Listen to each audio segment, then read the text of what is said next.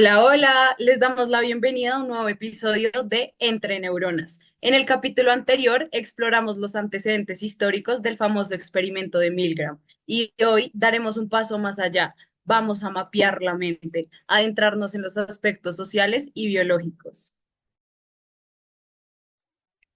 Exactamente, Vivian. Nos adentraremos en los aspectos que afectaron a los participantes como a los investigadores y van a darse cuenta que a medida que avanza el capítulo esto es muy interesante. Así que por favor tomen asiento, prepárense para que descubran junto a nosotros cómo estos factores influyeron en cada decisión y reacción de este complejo estudio. Bueno, pero antes de empezar, tenemos a nuestro gran invitado, Juan Aguirre, que es un gran conocedor de la psicología social. Por favor, te damos la bienvenida nuevamente a nuestro podcast, Juan, que nos puedes contar sobre esta psicología social y cómo influenció en el experimento.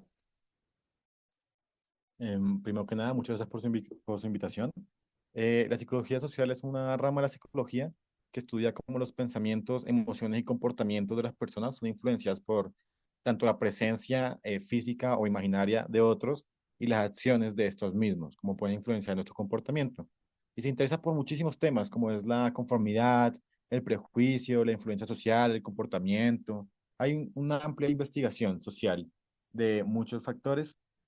Su origen pues fue más o menos en el siglo XIX, pero la independencia de la disciplina, por decirlo así, la rama per se de lo que es psicología social, se consolida en el siglo XIX, influenciada por un montón de psicólogos que realmente recomiendo que lean a unos que ya voy a mencionar. Está Kurt Lewis, que introdujo la idea del comportamiento como resultado de la interacción entre el individuo y el entorno, que es algo que iremos viendo y seguramente les va a gustar.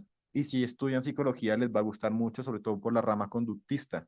También estaba Gordon Allport, quien profundizó en el estudio de los prejuicios y las actitudes. A mí me parece el mejor tema de psicología social que hay, porque es muy fácil de ver, sobre todo en nuestro país. Hay otros autores como Solomon Asch, que pues la gente que estuvo con nosotros en la clase lo conocerá por el apellido, pero fue investigador que se centró en el estudio de la conformidad. Y por último, pero no menos importante, la persona por la que estamos hoy en día, Stanley Milgram, por su famoso pues investigación sobre la obediencia, y es justo el tema del que estamos hablando hoy.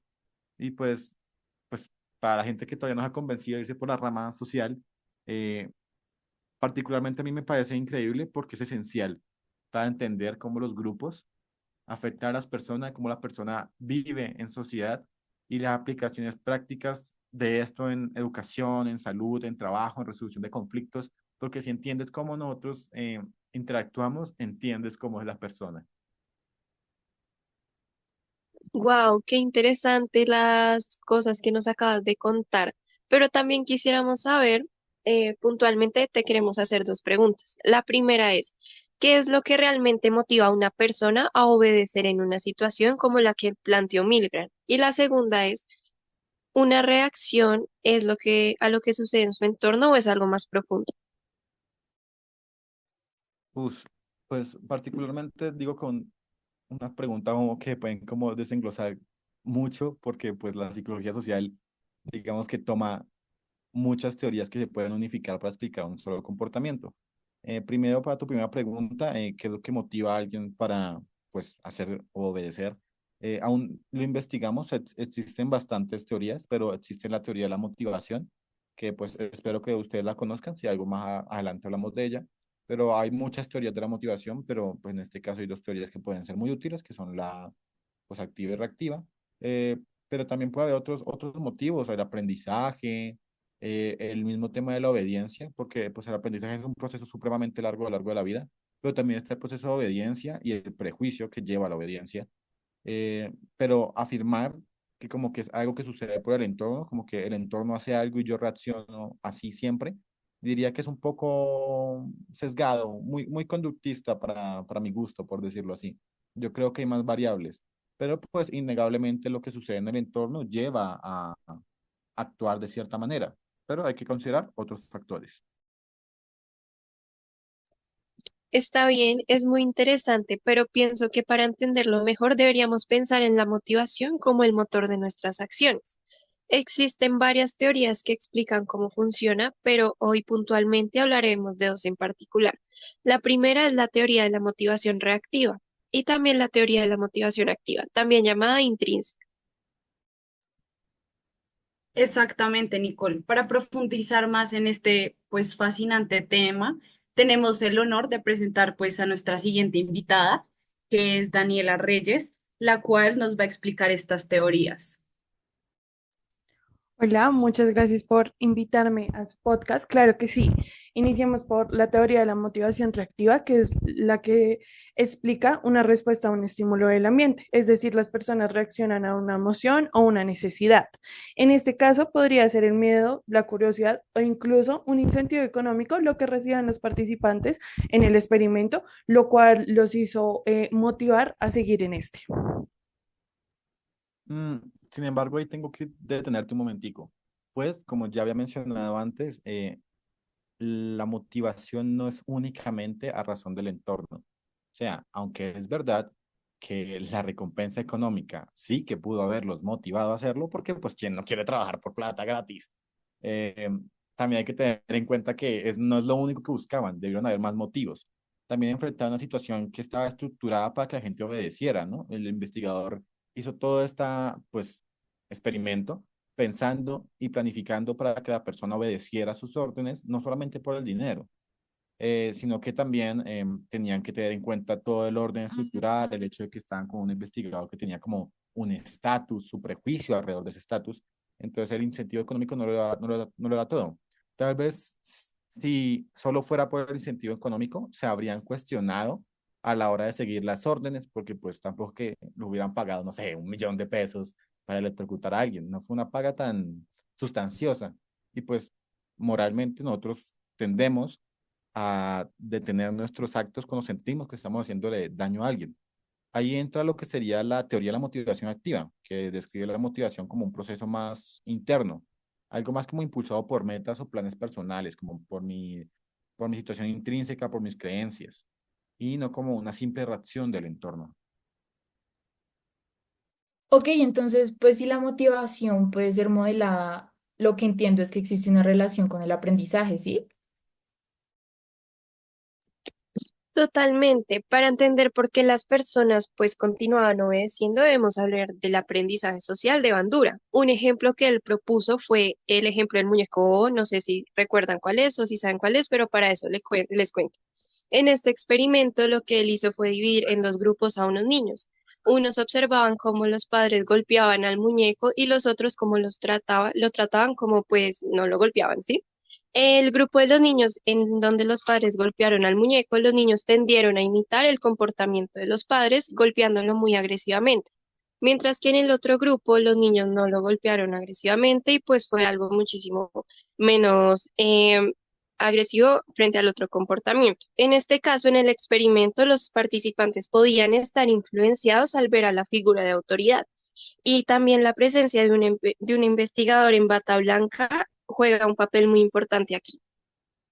En- También debo de mencionar, y disculpe interrumpir tanto, también debo de mencionar que, primero, esto de Bandura fue uno de los experimentos de psicología social más importantes que hubo, donde nace el concepto de aprendizaje vicario, que para los oyentes, investiguenlo, es increíble, el aprendizaje vicario es muy útil, pero además hay que tener en cuenta los prejuicios sociales y nuestro aprendizaje, porque pues tenemos una tendencia a creer que pues la forma en la que alguien luce, de hecho, afecta nuestra forma de percibirlo y darle características.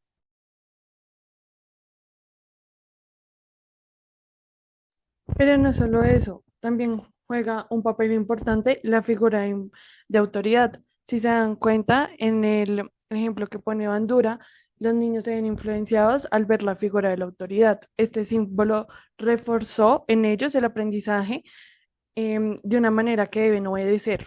Es decir, que atribuimos características positivas o de autoridad a alguien basándonos en una sola cualidad, sea el caso del estatus, la vestimenta, entre otros. Y ahí afecta nuestro juicio y refuerza la idea de que es más seguro obedecer que contradecir lo que nos están diciendo.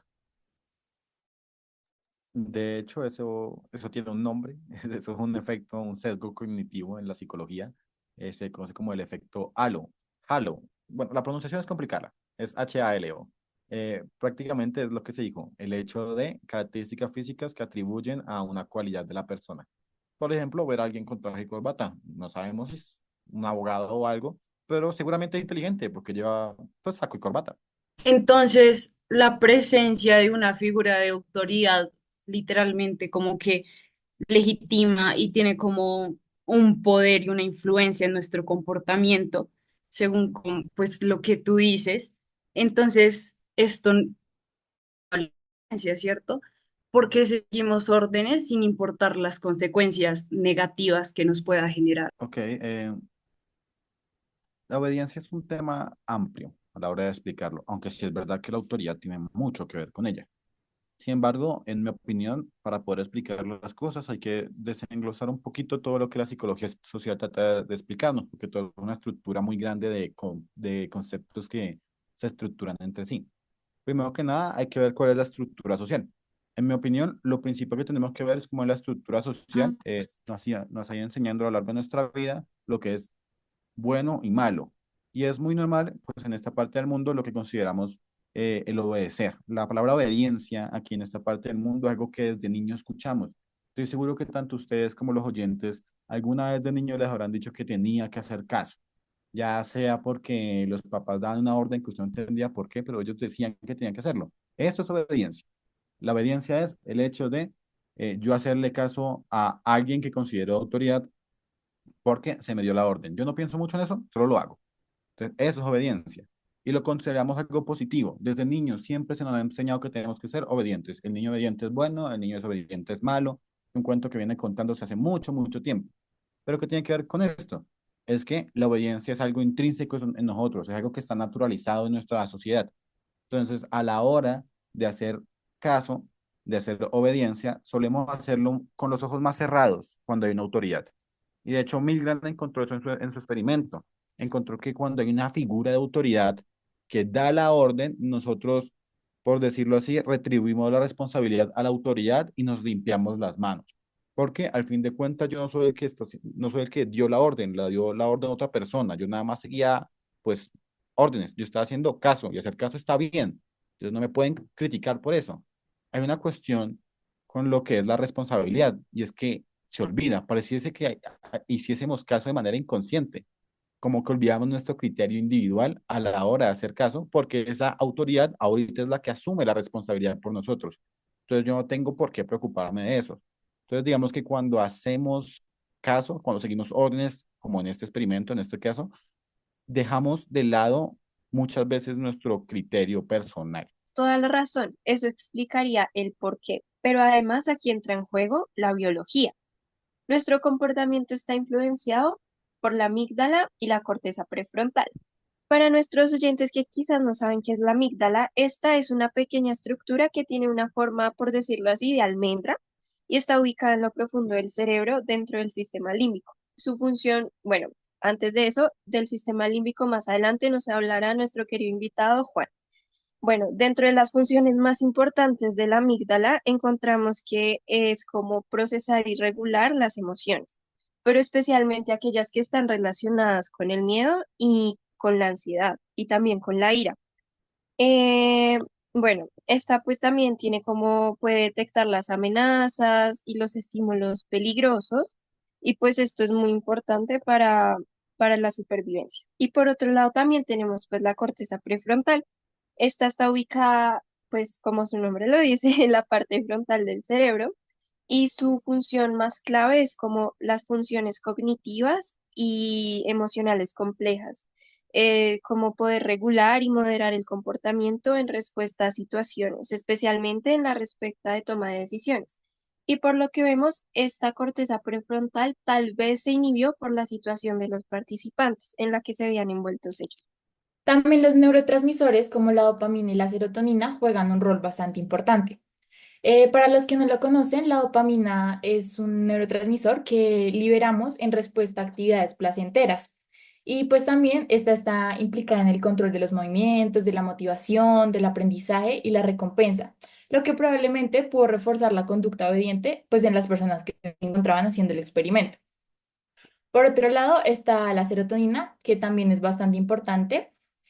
Este neurotransmisor contribuye a la regulación del estado de ánimo, del sueño, del apetito, la percepción del dolor y probablemente en los casos bajos en los niveles bajos de la serotonina pudo haber afectado el control de los impulsos de las personas, haciéndolos más propensos a seguir órdenes sin ellos cuestionárselas. Pero yo tengo una duda y mi pregunta es, ¿por qué creen que los participantes obedecieron en este experimento, incluso cuando claramente este experimento era súper cuestionable? Bueno, en realidad considero que hay bastantes factores en juego dentro del experimento, pero lo más importante de lo cual debemos mencionar es la hormona del cortisol, que es conocida como la hormona del estrés, lo cual hace que Espera, Dani. Explícanos a todos nuestros oyentes qué es el cortisol, qué tiene que ver con todo esto. tienes razón.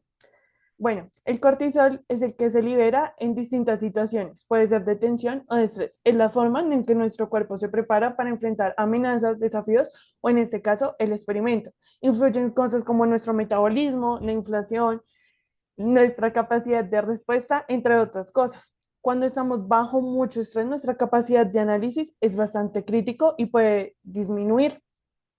Además, se percibe, o bueno, o sale cuando se percibe una figura de autoridad dándonos órdenes que nos hace obedecer. Ok, entiendo, perfecto. Entonces, ¿el estrés hizo en sí como que obedeciera o cómo? Es posible. Como te decía, cuando estamos mucho bajo estrés, nuestra capacidad de análisis tiende a bajar bastante. Aunque también, como hablábamos anteriormente, los factores psicológicos, el aprendizaje, los biológicos pueden tomar el control de toda esta situación. Esto nos puede ayudar a explicar la obediencia, aunque claro, no justifica las implicaciones éticas que esto nos puede traer. Ahora, también considero que es importante mencionar el papel que jugó el sistema límbico, que para nuestros queridos oyentes que no conozcan que el sistema límbico es una estructura cerebral que es clave para la regulación emocional, para la generación de la memoria y para el comportamiento, teniendo funciones como pues en la regulación emocional, la interpretación y respuesta ante los estímulos, en la memoria, lo que es estructuras como el hipocampo en el sistema límbico facilita la formación de recuerdos, especialmente los del tipo emocional. O sea, tiene mucha relación con la emocionalidad de las personas y sobre todo en este experimento donde tuvieron este conflicto entre la obediencia y pues los valores personales, porque pues recordemos que no es como tan fácil hacerle daño a otra persona que estás observando, aun cuando fue detrás de una autoridad. También tengo que señalar la importancia en el comportamiento y la motivación, ya que controla funciones vitales como lo que es el hambre, la sed, el sueño y sobre todo la respuesta al estrés, que es justo el factor que acaban de mencionar y que me parece supremamente importante, porque como veremos en el próximo capítulo, el estrés y el engaño que se le aplicó a los participantes del estudio será uno de los principales problemas que le pusieron a la investigación y que en el próximo capítulo veremos, de hecho. Muchas gracias, Aguirre, por tu intervención. Ahora quisiera saber si tienen conclusiones con respecto a este tema que ha sido tan interesante. Bueno, yo creo que una de las conclusiones que podemos sacar de este podcast es que pues son varias las implicaciones biológicas que fueron relevantes e influyeron en cada uno de los participantes, ya que gracias a estas, pues obviamente se pudieron ver reflejadas varias conductas. No sé, ¿ustedes qué opinan? Yo estoy de acuerdo con Gabriela. Además, quisiera resaltar como el papel en el que jugó la amígdala. Pienso que tal vez a los participantes les jugó muchísimo en contra. Quizás como al ver la figura de autoridad que los estaba observando a ellos, les jugó como el miedo de hacer las cosas mal o de que fallaran. Y por eso cometieron las acciones que cometieron. No sé qué piensa el resto.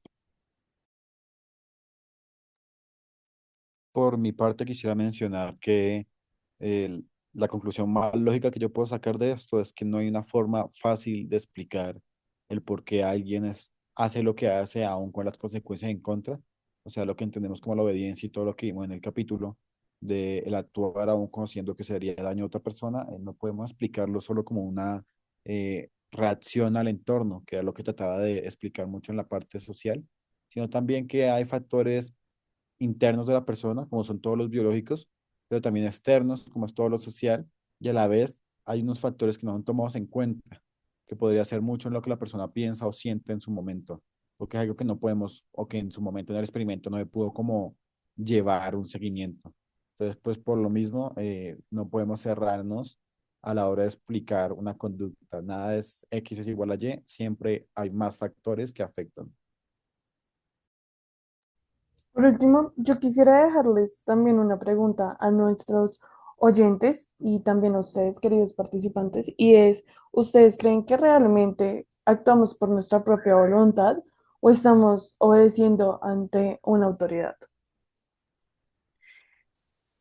Claro que sí, Daniela, me parece genial esa pregunta. Así que, queridos oyentes, cada uno de nosotros tiene la capacidad de pensar por sí mismos y de tomar decisiones conscientes. Así que no tengamos miedo de cuestionar a la autoridad. Por lo que los invitamos a detenerse un momento y reflexionar, pues, sobre todo esto que hablamos. Ya saben, respondan la pregunta en los comentarios y hasta aquí dejamos el podcast entre neuronas. Por favor, compártanlo con sus amigos. Nos vemos en el siguiente.